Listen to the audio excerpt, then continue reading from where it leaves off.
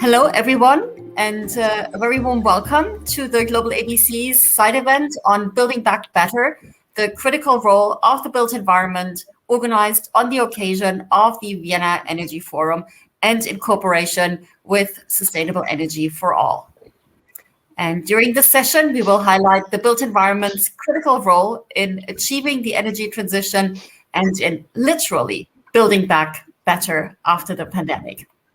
According to the GlobalABC's 2020 Global Status Report for Buildings and Construction, the sector accounted for 35% of final energy use and 38% of energy and process-related carbon dioxide emissions globally. With half of the buildings standing in 2060 not yet built, and the COVID-19 economic recovery efforts underway, we have a critical window of opportunity to build back better. And this is more the case since representing 7% of the total global employment, or 220 million jobs, the sector is a major employer. And the buildings and construction sector is, with that, not only a sleeping giant for climate action, but also for economic recovery.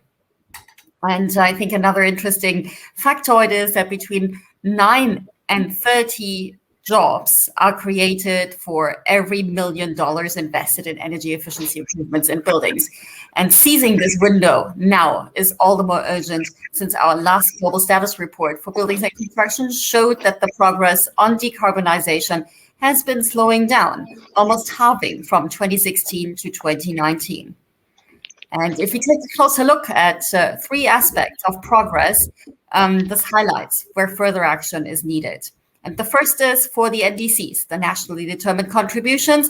136 countries do mention buildings, and 53 countries mention actually building energy efficiency more specifically, but yet most lack specific time-bound measures and targets, including overall decarbonization targets. The second is, in 2019, almost 2/3 of countries lacked mandatory building codes, building energy codes, meaning more than 5 million square meters were built last year without mandatory performance requirements. And the third is, if we look at the financing for zero emission and efficient buildings, for instance, through deep energy retrofits, we can see that while spending for energy efficient buildings has shown an increase in 2019 for the first time in the past 3 years, this remains a small proportion of the 5.8 trillion spent in the building and construction sector. So for every $1 spent on energy efficiency, we see $37 spent on conventional construction approaches. And this is despite the fact that green buildings could offer a 24.7 trillion investment opportunity by 2030 in developing economies alone. So these figures really highlight that we urgently need a market transformation in the buildings and construction sector where finance flows towards zero emission and efficient buildings, and that this is the norm and not the exception. Innovative building business models, including energy service companies, for example, are a critical component. At the same time, and actually to deal with this wrong pocket problem. At the same time, we need governments to build enabling frameworks, and priority government actions include the adoption of mandatory performance-based building energy codes for all buildings that validate locally adapted design and setting incentives for a renovation rate of at least 3%. But energy efficiency alone is not enough. We need to pursue a triple strategy: aggressively reduce energy demand in the built environment, while we decarbonize the power sector as we move towards greater electrification. And we need to implement material strategies that reduce lifecycle carbon emissions. These aspects have taken up as well as we have seen in the global, they have been taken up basically in the GlobalABC regional roadmaps, which in turn have informed the Race to Zero pathways. And finally, to close my introductory remarks, we need to seize this opportunity of economic recovery and stimulus funds for the transformation of the built environment.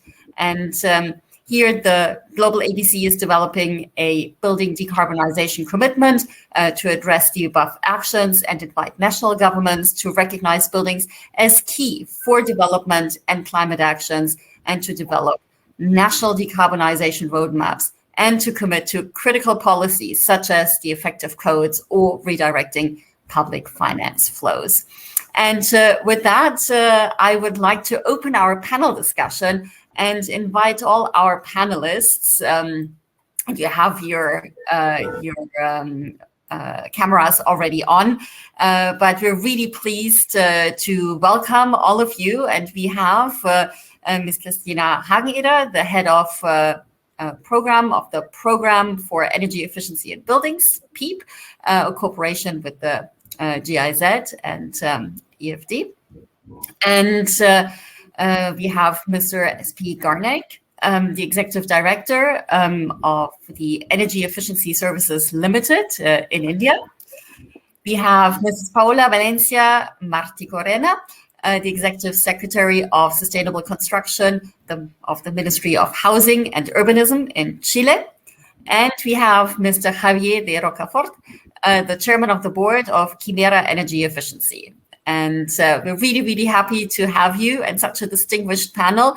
And with that, I would like to hand over to Christina, who will shed a light on the importance of the building sector for both climate and the economy, and on the opportunities and challenges to move investments towards zero-emission, efficient, and resilient buildings. Christina, the floor is yours for 5 minutes. Thank you.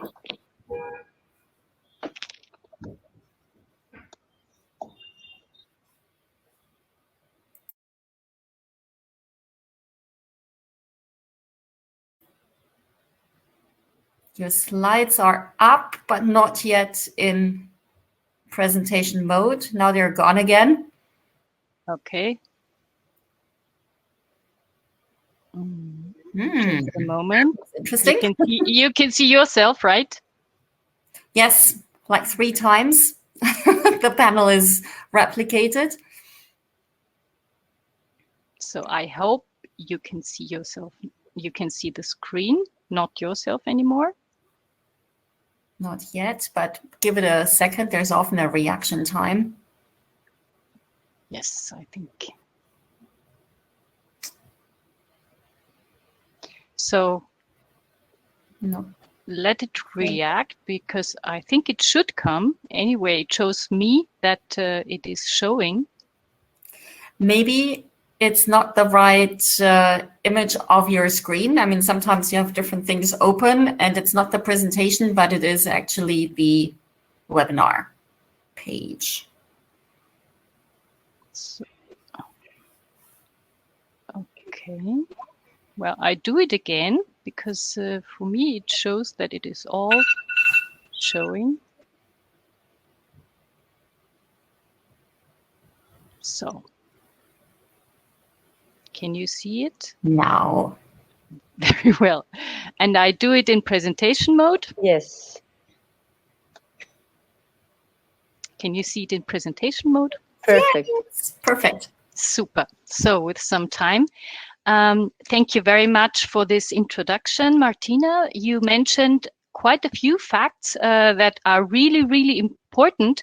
And I would like to introduce our program briefly, because the facts that Martina, you mentioned before, was in fact the reason why 2 governments, the French government and the German government, put together this program for energy efficiency in buildings, because they saw that the building sector is really the sleeping giant for climate change.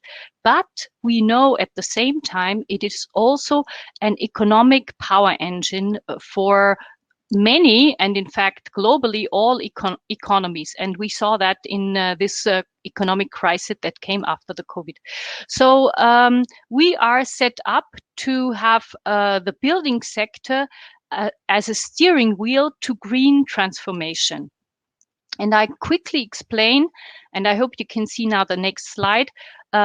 We were funded, as I said, by the German government, by the Ministry for Environment, as well as the French government, the Ministry for Environment in France, and also the French Environmental Fund and the AFD, the French Development Bank.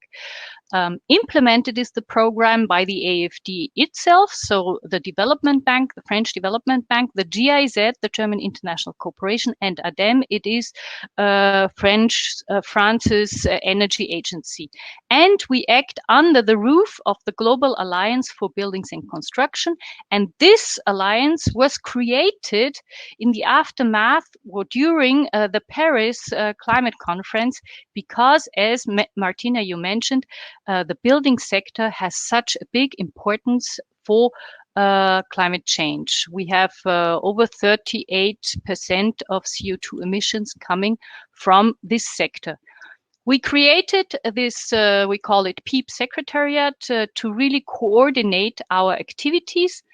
And I just repeat briefly what are the stakes here with the buildings and construction sector. We already heard it is about 40% of global CO2 emissions, and the construction sector is booming. It was booming before COVID, but it is even more booming now. We all know that we have a shortage of building material. I will come to that a little bit later. And we see that until 2060, the building floor area will increase, will double. So this is also in the global status report of the building sector. You can read that on the GlobalABC's website. It is immense, and we have 50% growth of energy demand from the building sector. So this means it is increasing even more. So we need to really accelerate the efficiency. And what we know now, for those who are sitting in the northern hemisphere, it is summer, it is hot. In Canada, we had almost 50 degrees Celsius temperature. This is incredible. And what does it mean for the building sector? It means, of course, that space cooling is increasing. And the IEA, the International Energy Agency, calculated that we will have a tripling of space cooling until 2050. So we really need to do something urgently to avoid of overheating of buildings that are built in a bad standard. We heard also that the recovery, economic recovery that we see now, we have the big chance to make it a green recovery. The building sector is job intensive, but nevertheless, we have, if we build now, we have an energy lock-in for decades. So for 50 years or more, we have what we build now, we have there, and consuming energy for the next 50 years. So what we can do and what governments can do, they can set up stimulus programs to move, to stimulate private investments toward green investments. This will help for the climate change.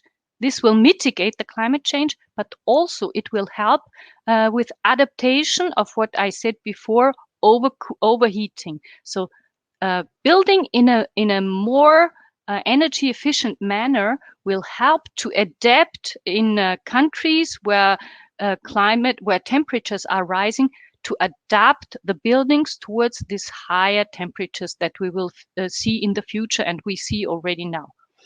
So this, we call it always economic powerhouse, is really big. It has 7% of total global employment, and this means about 220 million of jobs. It is really big. And our program, I mentioned, we call it PEEB, the Program for Energy Efficiency in Buildings. We set up a comprehensive approach. What does that mean? It means that on the blue side, you see financing is given to either governments or developers of big construction buildings. And at the same time, hand in hand, we support the partner countries, for example, we support them to improve the policy frame, that we not only have this one big project or this program, but that we have a sustainable change in the policy frame also, that really includes upgrading of energy efficiency regulations and roadmaps and so on. So what we did in our program right now, until up to now, was we helped in 2 countries to set up such national housing programs. We have currently a huge financing pipeline. There is a big demand for support, for financial support.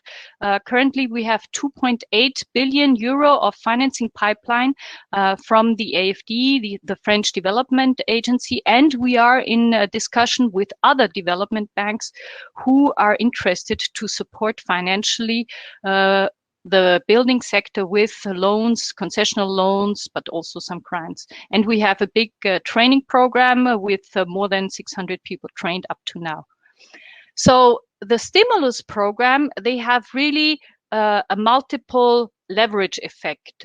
We know, for example, from the German program, the renovation program, €1 invested will have more than 10 euros of leverage effect on the private sector. This is very good news, but we should do it in the right way.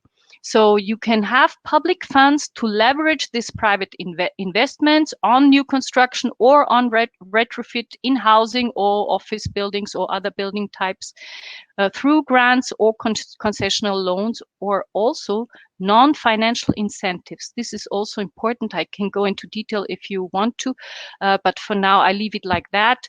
Also have a look at stimulating green top level energy efficient level appliances, and also stimulate the implementation or the construction of renewable energy on the buildings. And also we see also that governments can do public procurement programs to retrofit their own buildings, they have a huge building sector, and they can retrofit that, and they can reconstruct schools, hospitals, and so on. So this is from my side, my brief input, and if you need more details, I can give you that. And here is also a link, I can put that in the chat, for the selection of some best practice examples that we did with the Global Alliance's Work Area Finance. Over to you, Martina. Thank you so much, Christiana. Wonderful to set us off that way. Let us hold some of the thoughts for the discussion that we will have, and so that we make sure we give everybody a chance to talk. But I think it was really good to help us wrap our heads around, number one, we have to make sure that we don't lock ourselves into an energy path. That's one. The second is this bridging the gap between mitigation and adaptation, where buildings has a really cool, important sector, particularly with regard to cooling. And then again, the bridging between the policy and the finance gap, and then the bridging between public and private. So you helped us draw a very nice picture here, and we'll go into some of those things a little later. So we'll make available the examples in the chat. And there was a question I've seen whether the presentations will be made available. And I'm pretty sure I see you all nodding, right? I mean, in terms of presentations, that would be great. Thank you. So we'll do that with the help of the organizers. Good.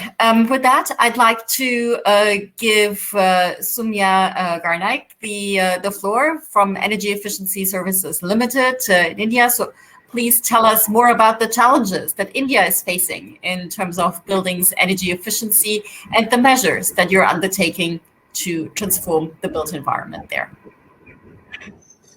Thank you, Martina. Thanks for the nice introduction, and say good afternoon from India here. Yeah, you have already set the context and said about how important it is in this present disruptions that has happened due to the COVID, and India is also not in this exception.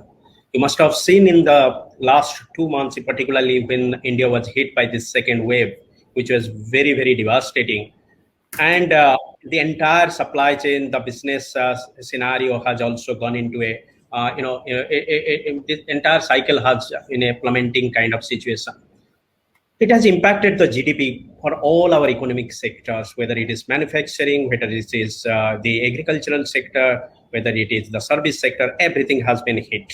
And what we have seen is that the GDP is going to be massively hit.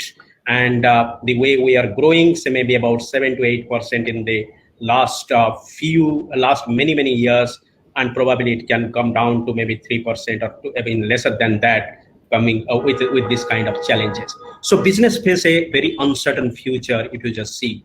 And there will be definitely a mismatch in the demand and the supply. Demand in terms of the goods, demand in terms of the energy produced, and the kind of supply we will be providing to meeting all this. So there will be a mismatch between the demand and supply. And what I personally feel that the investors, in particularly in the energy efficiency sector or the energy sector per se, they will be facing a kind of confidence challenge, because that will take a hit. So this historic slowdown, this is actually this is the lowest rate of improvement what we've seen in the many of the decades. This calls for a very bold action by the policymakers and the investors. Let me turn to the energy efficiency point of view, because that's the point of discussion here today, and pertaining to the building sector. Yes, the building energy efficiency program is also one of the major programs in India. And already, if I just talk about the Energy Efficiency Services Limited, my organization, we have already retrofitted in more than 10,400 number of buildings with the energy efficient appliances. Replacing with the energy efficient appliances. So this has been done in the last 2 and 3 years, and with a very attractive business model where the entire investment is put by ESL, and the building owner pays back to us from the monetized energy saving what they get. But this particular, the speed on which it was going on, the kind of penetration it was happening, so that is going to be definitely slowed down. So if you see the NDC, you talked about the NDC goal and all. If India has also set an NDC goal of reducing 33% of their emission intensity by 2030 from a 2005 baseline value. So, but the COVID situation, I don't know, it has definitely thrown a challenge, and this is going to be, it will play a very major challenge to everyone, how to meet this NDC goal in a time-bound manner. So that means there is a shift in the approach, there is a shift in the government policies, there is a shift in the financing pattern as well. If you just give this very simple example, the building standards and for sustainability, that has earlier focused on the energy consumption as a metric of their overall design. If you just see, that means if a building is consuming less energy, that is becoming a more energy efficient. Whether this less energy consumption is coming from design, architectural changes, energy efficiency implementation, even integration of energy efficiency with renewable energy solutions, we call it as an integrated solution also.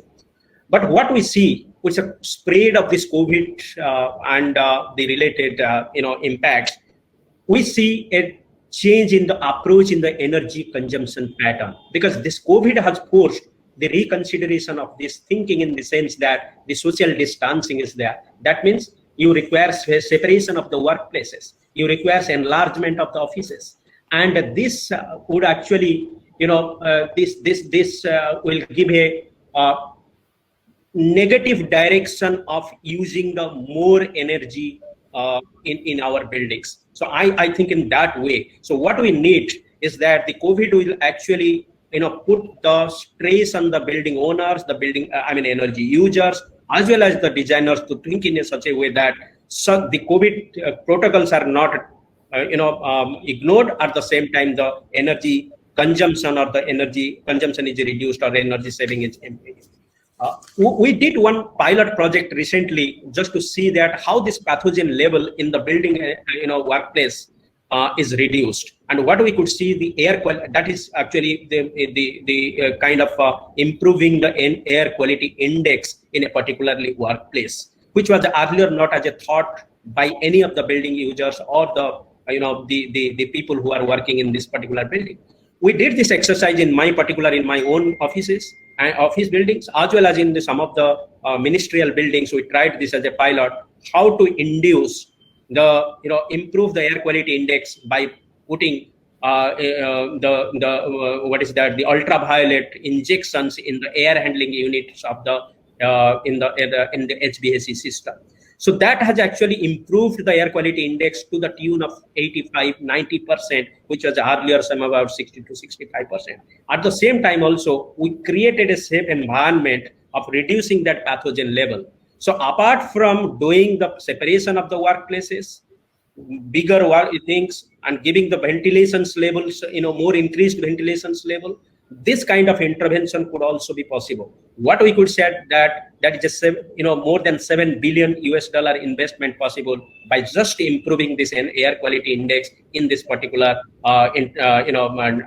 initiative of the HVAC buildings. So this is the program which is being supported by USAID to ESL, and ESL has now taken it to a commercialized level. We are targeting about 50 buildings to be converted into that, so that the energy efficiency is taken intact. I mean, the HVAC system is kept intact. At the same time, the COVID situation is also addressed. I would just like to highlight. Stop you briefly, because we will come back. I'm very happy to give you another, I'd like to do a second round as well. So if just thank you. If you could stop here, I think you've given us so many good hints. Number one, the goal that is set by the government, so real commitment behind this, but also pointing out the big changes that COVID is bringing about, starting with this confidence challenge that you mentioned, and a real change in the sector that we haven't yet seen fully panning out, but you've pointed to a dichotomy that may come up because of the changes in how we approach space, how we approach air conditioning, and basically as well how we have to make sure that in addressing some of the health aspects, we actually keep in mind how we can address the energy challenge as well. So thank you, and we come back to you on some of the really interesting things on the pilot as well. If with that I could move to a different region, to go to Paula from the Ministry of Housing and Urbanism in Chile, and if you could please tell us a bit more about the situation in Chile regarding buildings and construction, and particularly the actions and policies that the Ministry of Housing and Urbanism is taking to decarbonize the sector. The floor is yours for 5 minutes. Thank you. Okay, thank you for the introduction and the invitation also. And good afternoon or good morning, depends on which country you are in. Here is very early in the morning. Okay, so I'm going to present the work that we are doing. Let me see if you can, the same problem, I think. Let me see again. That looks good. It's gone again. I don't know if can you. Let me see if you can. Can you see my presentation? Yes. Okay. Perfect. Okay. So well, I am Paula Valencia, as you mentioned before. I am the Executive Secretary of Sustainable Construction in the Ministry of Housing and Urban Planning in Chile, and today I'm going to present briefly that we are the work that we are doing in order to promote sustainable construction in our country. First, I have to tell you that in 2012, the Ministry of Housing and Urban Planning identified the need to incorporate sustainability in buildings, and the Executive Secretariat for Sustainable Construction was created. So the objective of this secretariat is to promote sustainability policies in the building sector and the built environment through intersectoral coordination. This is the main job that we are doing. So our main functions are first, interministerial coordination to improve the regulatory framework that allows the incorporation of sustainability in the building sector, because we identify that the regulatory framework is the main issue that we have here in Chile for this area. And the second function that we are doing is the public and private coordination to mobilize the industry through promotion instrument and others instrument. And finally, to promote sustainability in our policies, in the policies, program, and project that our ministry are developing. So in 2012, the Ministry of Housing has been leading the interministerial committee of sustainable construction through an agreement to promote sustainability in the construction sector. Yeah, so we create this interministerial committee of sustainable construction, and the objective of this committee is to coordinate, promote, disseminate, and encourage mutual collaboration and adapt a way of working that lies the foundation for the implementation of sustainability in the development of buildings and infrastructure in our country. So the interesting part of this that this committee involves 7 ministries. All of this ministry have regulatory powers over the buildings and the city also, and for that, it's very necessary for us to coordinate them in order to improve our regulatory framework to achieve a more sustainable industry. So here we are working with the Energy Ministry, Environmental Ministry, Infrastructure Ministry, Social Development Ministry, the Economy Ministry, the Health Ministry, and the Housing and Urban Planning all together. And so we identify which issues we have to resolve. So we work together in those issues. And another important thing is the first achievement that we did was in 2013.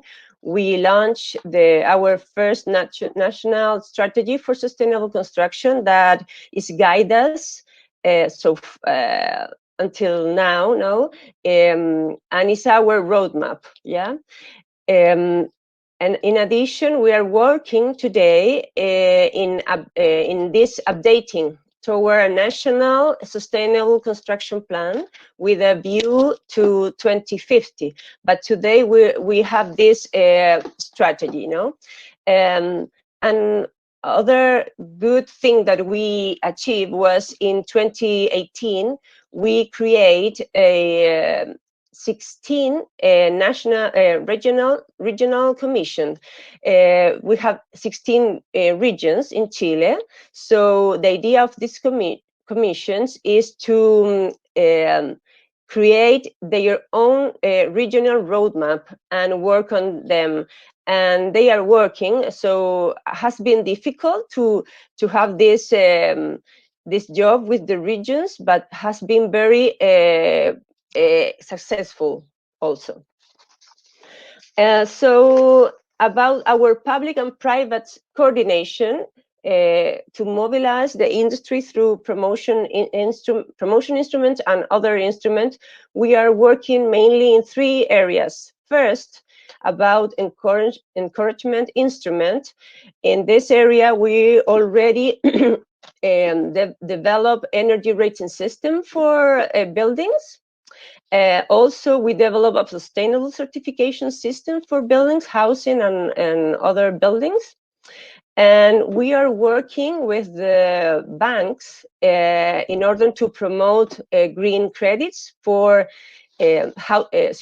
certified homes, and also for retrofitting renewable energy, mainly because we are working with the middle class with this encouragement instrument. And On the other side, we are working we already developed a roadmap for circular economy for the building sector with a view to 2035. And nowadays we are working in its implementation. And the third area that we are working on is about the carbon footprint.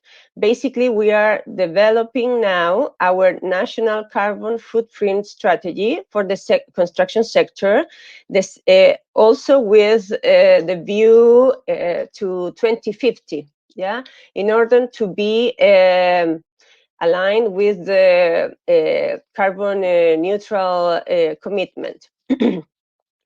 And finally, to promote sustainability in our policies, program, and projects, we are working together with the Energy and Environmental Ministry to increase the energy efficiency measures in the social housing.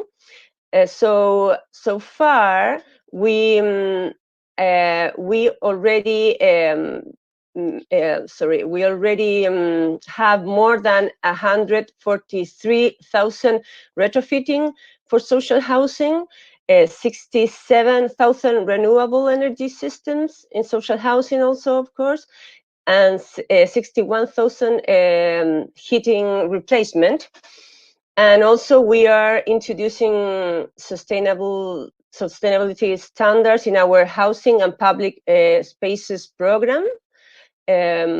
Parking policy, we develop a park policy with a sustainable standard, and we are working in different technical standards to promote circular economy and green infrastructure, such as green roof. So these are some of the things that we are doing in our ministry. Thank you very much. Thank you very much, Paula, for this overview of what is being done in Chile. And I think it's pretty amazing. We always talk about we need more cooperation between the different ministries. And here you have given us a very concrete example with your committee, how it's being done. And not only with the committee that spans across 7 ministries, I've really taken note of that. That's pretty amazing. But also the work of the regional commissions, getting the regions in, and obviously, well, in a country like Chile, where you have so many different, also climatic contexts. Yes, weathers, yeah. Climate, yes, climate. Yeah, exactly, is really important. I'd love to zoom in a little more on the social housing side as well, maybe, but let's see what we get to. I would like to, so thank you again, and I would like to move now to Javier de Rocafort from Quimera Energy Efficiency, and give you the floor for your views and vision on successful market and urban transformations towards zero-emission, efficient, and resilient buildings. The floor is yours. Thank you, Martina, and thank you for inviting us over. So I have this mixed feeling when talking on a panel like this one, loaded with people from ministries and governments and staff, loaded with humongous budgets from taxpayers and staff. We are a privately held group of companies, and we are the foot on the ground around all these things you were talking about. So we are the guys executing and making it happen in like as we speak. So we started investing in sustainable related understanding in the late 80s, and I'm not going to provide you with an account of our humongous amount of failures, and it's been a very long process, learning process, and a very long process as well of convincing others to execute on what we believe was the right way. I'm not going to recount as well things that you have been saying before, Martina, regarding the overall situation of the building industry and construction and the pollution that our buildings generate these days.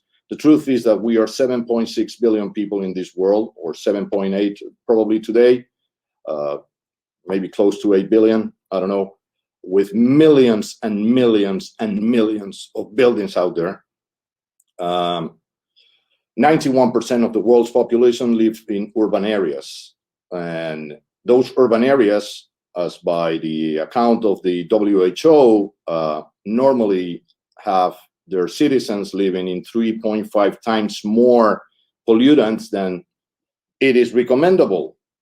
And that accounts for a global health-related expense in excess of $5 trillion a year.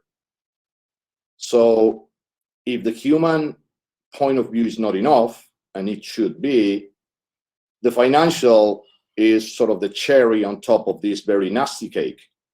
So what we decided to do was to execute, so move forward, despite the fact that, I'm not going to lie to you, 20 years ago, no one was taking us seriously. And as privately funded companies, and these companies have been entirely funded by ourselves, and so we put our money where our mouth is, we are trying to address what we believe is a problem that can be addressed these days with technology, with knowledge, and with the capacity to execute. So far, we are working with fantastic partners all over the world. It's taking us a lot more time than it should to convince them of the necessity of moving forward in this field that is not just good for them as a business, but it's good for people as well. And it's good for the overall health of this tiny marble moving around the sun that hopefully we have to pass on to others. And as a father of 4 children, I can tell you that I have no other will than leaving a better world behind me than the one we are living in, which is we are converting it into a pretty dreadful place. So from our strategic approach, we decided that we wanted to challenge ourselves in terms of technology and in terms of how we apply energy efficiency. And we thought that we first should act on already existing assets. So yeah, I reckon this OECD and all these large organisms have a preview and have a forecast that buildings will be doubling by 2060 or something like that. But yeah, we already have what we have, and we have to manage it, because the ones that are polluting and creating harm and are not those that are going to be built in 2050, are the ones that we have now. So we are installing pollutant sensors around buildings, trying to understand the dynamics of the cities, trying to understand, well, not the whole city, because obviously we can't count on councils or anything to come to us and say, guys, you are boots on the ground, you have your boots on the ground. How do we tackle this in real life on a daily basis? So basically, what we're trying to do is taking one step at a time. We haven't lost faith, we haven't lost punch, and we keep on pushing. So in a nutshell, if my, and again, thank you very much for inviting me over. If my presentation is to lead to something, it's a call to action. A call to action, actionate. So there are things that can be addressed. Energy efficiency, we are already addressing it. We have been able to achieve energy efficiency results between 15 and 50%. The carbon footprint at every single building we have been working at has been largely reduced. We are applying smart building technologies to these buildings. So we convert like really dumb brick and mortar pieces into something that is providing us with information and is making our lives better, easier, and manageable in terms of pollution and in terms of efficiency and in very different terms, not to talk in times of COVID. So once the pandemic is over, or as soon as it is over, whenever that time comes, our mindset will definitely need to change. And this change has to be heavily supported by you guys, by public organizations, by governments, but in sort of foot on the ground, because we have to act with these corporations and we have to convince them every single time. So I'm sorry if I move a little bit apart from what I had thought on my script initially, but most of the things that you guys have been saying are the same things that I was going to say, because that's sort of talking about the obvious and talking about the evidence. And we already have that evidence. We detect it, we know it. NASA satellites, environmental agencies, we all have this data. Tackling it, it's a completely different issue. Thank you very much, Martina. No, thank you very much, Javier, for this vibrant call to action, and it's acting now. I've taken good note of the fact that you said, well, we have technologies, we know how to do it, we have done it for existing assets as well, and finding the sweet spot of when it's good for business and people, and moving that along. I'll come back to you again with a follow-up question on that. But thank you very much for this vibrant call to action. I wanted to go back to Sumia. I cut you short beforehand a little bit, and I wanted to come back to you. You were talking about how to the opportunities to combine decarbonization with some of the compelling call for change due to COVID and the economic recovery of COVID. So maybe if you just want to give us last thoughts on that. Thank you. Yeah, thanks, Martina, again. And yes, so economic recovery is bound to happen, and this will definitely every government or the society will look forward, and so also in India. So I have just 3 bullet points to mention that. Of course, the reduction in the specific energy consumption in any of the sectors, including building, will remain the high priority, and that is going to dominate, and because it affects to the bottom line profit of the business as well. The second point, what I would like to see is that the energy efficiency initiatives should be seen as a service. Already there are energy servicing companies, the ESCOs, and that concepts are there in India. But these are almost in the very nascent stage, and it has not gone into that in a proper propagation way. So what we see that this ESCO market needs to be propagated with a government focus, and what we could see, there is a market of about $75 billion in the ESCO area. So this needs to be enhanced. The third point is the data analytics on the IoT of things, the Internet of the things, because the more and more information, the data, that is going to actually to dominate the decision makings in the energy usage, decision makings in the procurements, decision in making in many of the areas to adopt the NDC goals. So data analytics and IoT would definitely be there. And the fourth and last point is the interventions in the research and development, because every time, if the moment we talk about energy efficiency, it should not come with a larger cost. The cost component needs to be reduced, so there is a innovation challenge is always there to have this low cost products made to available, to be made available to the public or to the energy consumers. So that these are my 4 summation points to conclude here. Excellent. Thank you so much for your 4 key points on this. I'd like to go back to Paula as well a little bit on the connection between the economic recovery and the plan that you, with the national strategy for sustainable construction in conjunction with the Ministry of Energy that you're putting forward. Paula. Okay. Well, we...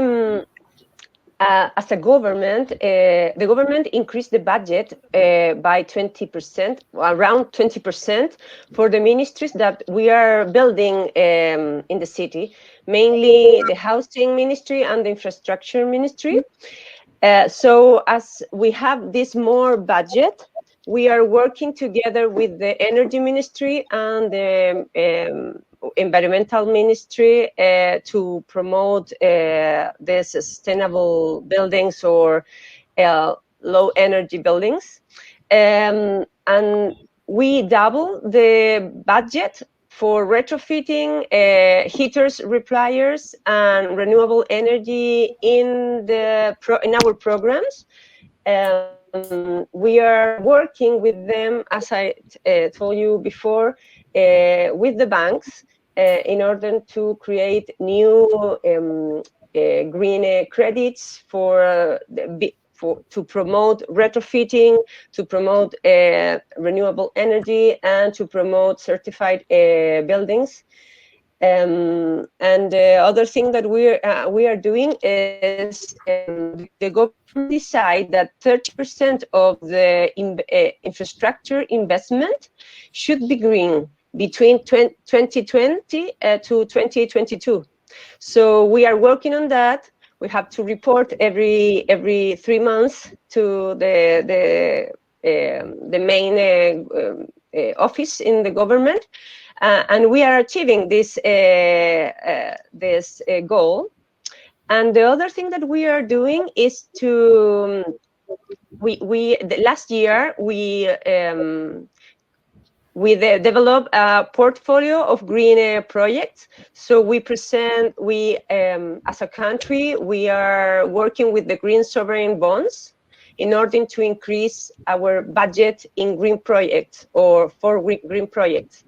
So these are the things that we are working, basically. Okay, excellent. Thank you so much, Paula. And maybe let me turn over back to Christiana. We've heard the opportunities that are being grabbed by some players already in terms of the COVID response and the changes that we will see in the buildings and construction sector. To harness that a bit more, can you tell us maybe a bit more about the actual trends in the use of the recovery packages for buildings and construction? And do you think that we're finally seizing this opportunity that is offered by the pandemic to transform the sector? Or are there any blind spots that we should consider in our climate action? Well, I listen to the colleagues here, and I'm smiling inside and outside when I hear, for example, how Chile is proceeding and the plans and the thorough work that is done. And I can see also with other countries that we work with, for example, with Vietnam, where we advise on a roadmap towards 2050, how to increase the energy efficiency in the building sector. And this is just one example. There are other governments who are really taking it seriously, this question of green buildings, because I think many understand now how important it is, because also the economic factor is so big. And there I wanted to say, we don't not only see it with governments. For example, in Europe, we have the renovation wave. It is very good news. We have the big infrastructure bill in the US. And we can also see from private institutional investors that ESG, so environmental, social, and governmental criteria, are much more requested from the clients to invest into sustainability. And this is a strong message to the construction, to the real estate market. So I can see it's going to the right direction, but of course we don't have enough time to see really if it is how it is implemented. This we need to check in a few years. I'm really curious about that. But having already plans and these kind of roadmaps is good news. And then in the situation where we are currently, we see economies picking up, and we see it because of a shortage of construction material. Steel, cement, all the international products, the raw materials and medium materials that we need for construction, we have a shortage. It is also because of logistics, shipments, and so on that had a problem during the COVID crisis. And here I can see, and we advise partner countries also on that way, we can see that there is a big chance for local materials. We talked about local materials, sustainable materials before already, but now there is really a good reason to show that economically it is wise to invest and set up chains to produce construction material locally, and often this means also sustainable material. For example, in many African countries, we would love to see chain of sustainable local material set up for a larger scale. Well, we have some small scale buildings now, in very nice buildings with local materials, but we need to bring that to a more industrial level. And I can see a big possibility specifically for these African countries. For example, they have a huge construction in now, but even more in the coming 10, 20 years. So there is still time to set up these production chains for the local materials. This is, I think, very good news, and this is how we advise the countries on that way. Okay, thank you very much, Christiana. We have basically 3 minutes left before the close, so I will come back on the non-financial incentives, but we earmark them for everybody else. There is a real opportunity as well to use those much more to make it worth the business while. And with that, I wanted to turn back to Javier for a last intervention. What do you think would be the main market transformation measure that would accelerate action toward towards a net zero built environment? And how would you make energy efficiency project the norm in the building market? Oh, that's a very long question to answer, honestly, Martina. However, I'll try to do my best. I think I'm a huge believer in education. So I believe a lot more in education than I do in coercion or regulation. So I believe in education. People need to be educated that way. Simple. I think COVID has done a great job. I mean, I don't mean to sound insensitive. I mean, a great job in the sense that people's mindset has started to change. And I remember my friends in Venice were calling me, sending me photos of the dolphins in Venice that have not been seen in 20 plus years, and friends in India sending me pictures of the Himalayas being seen for the first time in 30 years. So I think that has worked out a little bit, and probably what it's a slight or intense, time will tell, change of mindset. So I think that's the key element is educational. Once that's done, we have to approach, so for us, the great market change. And as I said, we are a private company. We're a small private company. We do a ton of work. We work in India. We work in Mexico. We work in the States. We work in Europe. We work in the GCC region. So we work all over the world. And we are talking to a ton of very different people with very different backgrounds from all walks of life. And the common thing is that this not that, so you don't feel like that concern. And I think that the concern has to come from education. I think we are at a tipping point where we have to shift sort of in the minds of the boards of directors, in the minds of everyone, investors and everyone. We have to accept that for this particular effort, EBITDA is not the key driver. There's nothing wrong with making honest money. Nothing wrong. I, for one, will ever advocate for effort and reward effort and sacrifice and assuming risk. But I think that it is necessary to sow in the heads of key decision makers the need to shift to accept that probably 15% EBITDA now is acceptable compared to 18% before, because this 3% has to be devoted to making a difference. And that's what we're trying to do as an endeavor. Thank you very much, Javier. There's, as always, not enough time. Thank you very much to a fantastic panel. I think it has become very clear that the giant has woken up. But we need to transform the sector. But this transformation is taken seriously now. And there has been a bit of a wake-up call with COVID, both with regard to the well-being, so the importance of buildings for that and how that can go hand in hand with some of the environmental considerations, how important it is for the economic sector as economic side as well, and how we can make cross linkages here between the environmental and the economic agenda. Christiana was mentioning the shortage of construction materials, which will be a real game changer as well in terms of how we go about this recycling of materials and more shorter local value chains. So really interesting to tackle the embodied carbon with that as well.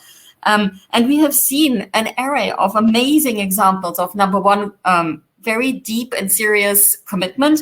Number two, institutional changes already happening as well to actually prepare the grounds, and how we bridge across the different ministries, the different players. And we've always been saying this is a fragmented sector, and that makes it such an important and difficult one to tackle, but it's starting to happen. So across ministries, across national and local government, across public and private, bringing that together and bridging this gap between policy and finance. And Javier, thank you for having added education, super important.